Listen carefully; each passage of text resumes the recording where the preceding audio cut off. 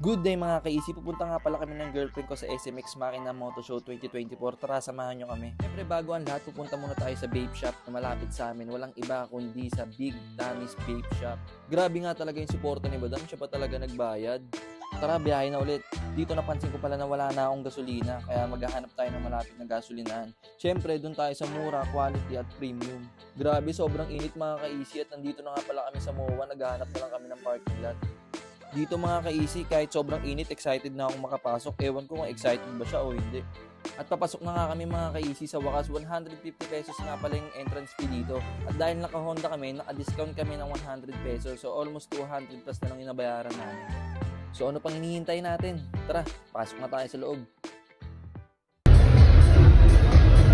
So dito guys, sobrang daming tao dito mga ka-easy, ang dami ring rider dito. Syempre dito maghahanap na tayo ng mga magagandang babae. ST motor pala. Tulad nitong adventure bike ng QJ Motor, ang SRT 700cc. Itong SRC mga ka-easy, hindi ko alam kung 400cc ba to or 500cc. Syempre meron rin pang malakas ang naked bike ang QJ Motor, walang iba kundi ang SRK 400cc. Napaka-pogi niya ito sa personal guys. Honda Goldwing mga ka-easy, 2024. Napaka-solid. Siyempre hindi pwedeng hindi tayo sasali sa mga pag-games nila tulad nito.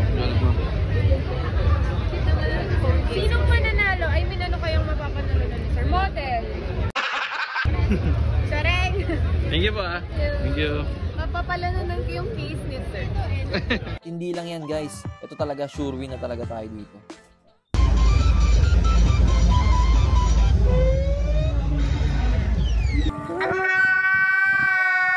Dito nga pala namin nilalagay sa loob ng helmet yung mga nakukuha namin mga price mga ka-easy. Check nyo tong Aprilia 200. Ano sa tingin nyo mga ka-easy? Napaka-solid, di ba? Meron din dito guys, motor ng Alien. Di ko alam kung anong motor to eh.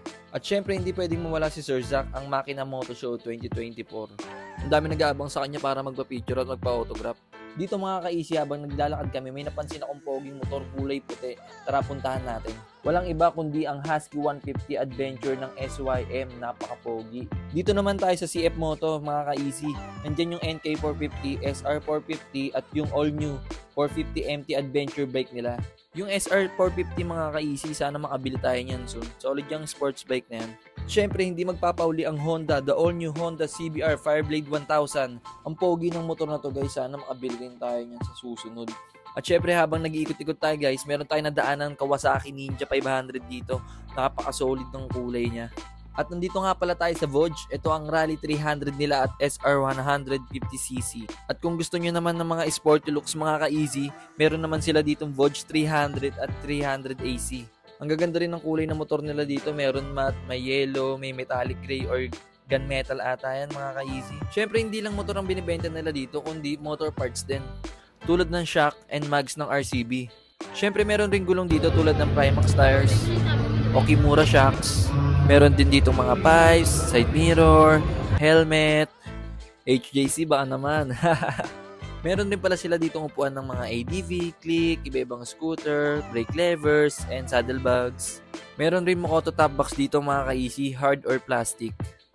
Meron din ditong Kobe products. Siyempre, hindi mawawala ang pang rainy season nila tulad ng jacket ng Motocentric. May mga motor naka-display dito mga ka-easy. Ewan ko kung Harley Davidson ba to or mga motor to ng variant ni Ghost Rider. Dito mga ka-easy, maghahanap kami ng mga vlogger, motovlogger. Sana meron kami makita at magpapapicture tayo. Sila nga pala yung mga motovlogger na inabutan ko. Sila Katagumpay, Motor New One, General Kamote, Laika Luminous, Hammerman, at si Kenji Moto. Sa part na to mga ka-easy, nakaramdam na kami ng gutom kaya nagpasya na kami pumunta ng MOA para kumain. First time namin pumunta ng moto show at talagang nag-enjoy talaga kami. Sana next year meron ulit at makapunta kami. At nandito na kami sa MOA, paakyat ng food court. At Frankie's nga pala ang napili naming kainan. Sa tingin ko magkakapakpak na kami, kakakain namin ng manok. At challenge niya ako na pabilisan daw kaming kumain. Papakita ko nga pala sa inyo guys yung price na mga nakuha namin. More on sticker shot, meron rin kami nakuha ng sticker sa mga vlogger. Merong keychain, meron rin towel. Talagang panalo at sulit talaga yung punta namin dito guys. Panalo kami dito. Palabas na kami ng MOA dito mga ka-easy. Dito mga ka-easy kahit pagod na kami, talaga naman nag-enjoy talaga kami. At nandito na pala kami ngayon sa may parking lot. Grabe ang daming motor. Siguro galing rin tong moto show. Buti na lang talaga may answer box sa ADV. At kung umabot ka sa dulo ng video ito, maraming salamat sa panonood. Please like, share, and subscribe, and support our Facebook page and YouTube channel. See you on our next vlog.